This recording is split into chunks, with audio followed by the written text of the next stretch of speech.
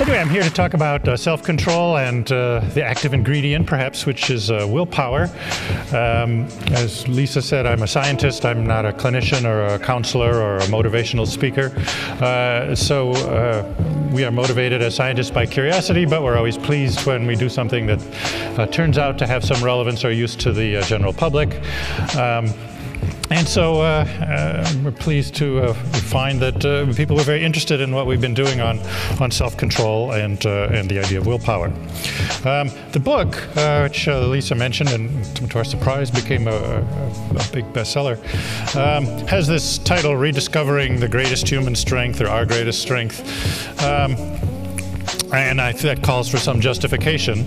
And I think I can contrast it with self-esteem. And I started my career studying self-esteem. We had hopes that by boosting people's self-esteem and making children love themselves more and making adults like themselves more and all that, that we would make people happier and healthier and better off and all these things. Self-esteem was a huge disappointment. It didn't really deliver the goods. Making people more conceited really doesn't make them better off in any palpable way. But self-control is the real deal.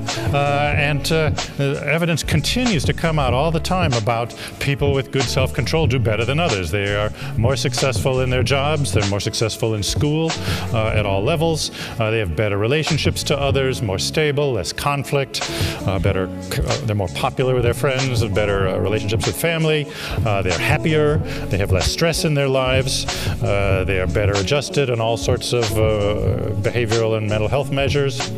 Even physically, they are healthier.